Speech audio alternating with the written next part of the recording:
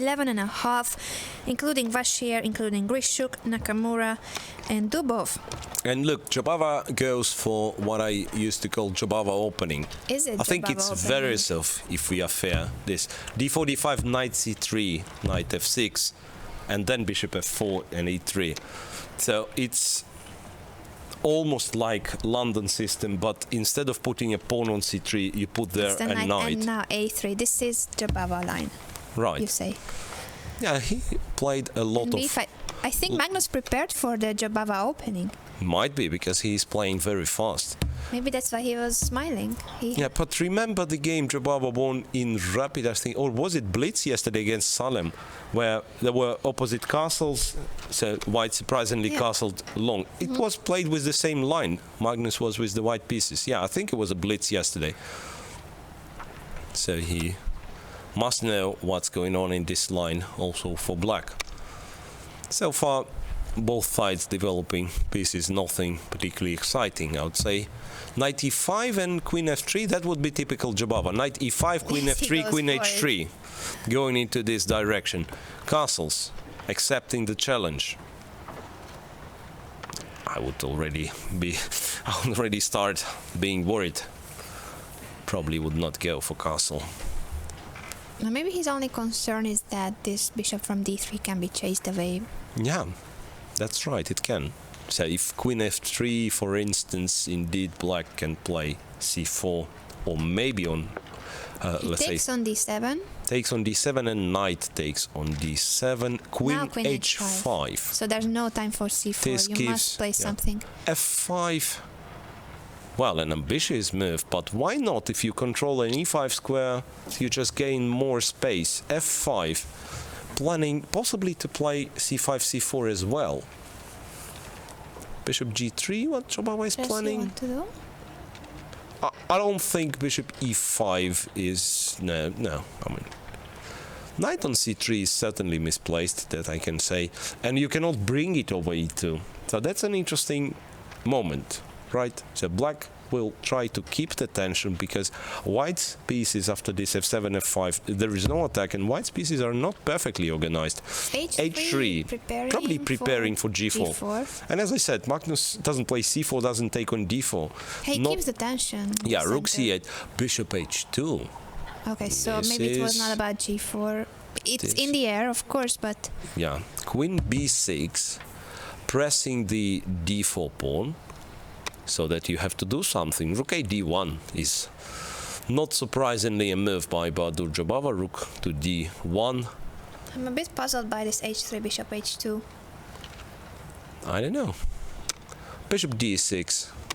So wants to exchange the bishops, which is, well, understandable, because even if you put your pawns on light squares, the bishop on h2 is very strong, right? So especially if you put your pawns on. So, I mean, technically, black had sort of a good bishop, right? But you want to fight for e5 square, so you exchange your bishop from e7 for this bishop on h2. Rook to e8, so centralizing everything. Bishop to f1 in order to bring the knight over. Yes, yeah, because I thought that's why he played bishop h2, but with the bishop on d3 you can only trap your own bishop if you move the knight. Yeah, if you play knight e2, c5, c4 is always the move. So what Mag is going to do? e5? e5 is sort of tricky, because you do have more space after this, but your d5 will be hanging. So you should play e6, e5 with care. I mean, e5. He plays. Okay, who cares about weak pawns? It's Blitz after all. We are getting to a situation with one... He takes on c5, not he on takes e5. on c5, which is, I'd say, surprising, to be honest. Yes, letting the e5 and d5 pawns alive. Queen takes and queen b4. Aha, so he has spotted this long maneuver. So this way he attacks the d5 pawn. Now I realize. Knight d5. Knight What's knight d5? Bishop d5, and then he takes on c5 and plays b4. Tricky Jobava. Now the guy is extremely tricky. You won't believe how tricky he is. So he And now Has exchanged many pieces. Yeah, Magnus's e5 pawn is certainly in danger. Jobava might be beating Magnus. Look, it's bishop against the knight. Knight is not particularly a good piece here. Rook f7, okay, rook d1. So you will still have to move the knight. Knight f6. Rook takes e5. g6. I mean, Pawn Magnus is in danger. Jobava. Yes, pawn up, and after rook e6, it might be that he's winning the other one. Rook e6 played.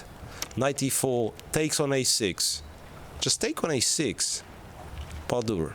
Just take on a6. Because, well, what's interesting with this bishop on f1, you can hardly create threats to White's king. Rook a6 Yes, and he bishop takes it. b5. Knight f2. Knight f2 at least attacking the rook on d1. So it comes with a tempo. Rook e1 is somewhat strange. I would go Yes. to a1 to support, or b1, you know, to support those pawns which will be potentially running. Also giving a check was an option. Giving a check on d8 was an option, but probably he didn't... He wants to keep his king as yeah. safe as possible. It's normal. He didn't want to...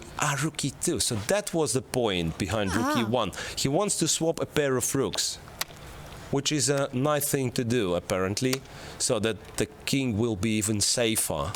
Bishop he takes takes on b5. check. Well, actually, there is a motive h5, h4, you know. And knight g3. Knight to g3, but Jobava is just in He will time. not allow it. Knight f1, yeah, you have to run with the king. Knight c4.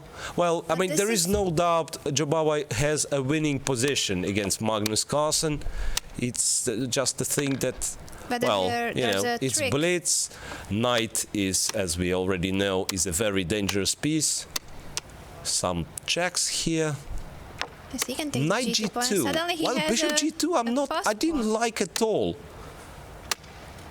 Look, and Yeah. check, and what? b7 f3. All of a sudden, I'm not sure what is this.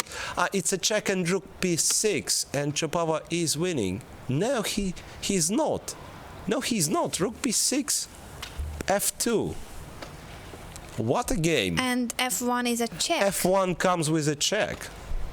Oh my, he just Okay. realized that he And spoiled he has, it. well, he's not losing apparently. Even though I wouldn't be sure even about this. Even about this, I wouldn't be sure. b7 is hanging, f2 is a threat. No, he's not losing. He can play rook f6. In the worst case. Even though he might end up being pawned down. Oh, he might lose on time. If He might lose on time as well. Absolutely. No, rook f6 he plays, rook b7 and rook b3 check, which is sort of surprising.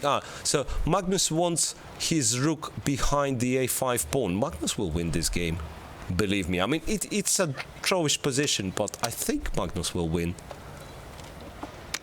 Rook f7, h6. a7. It's incredible, but Jobava he's refuses the draw and now he has to suffer. No, I mean, there This is is lost. not much suffering involved. It's just lost. It's just incredible. lost. He King doesn't g4, he's believe it. He just was in time. winning. a7, h5, and the rook is not moving anywhere. Yes, he cannot believe Yeah, it. that was- At least he smiles. Yeah.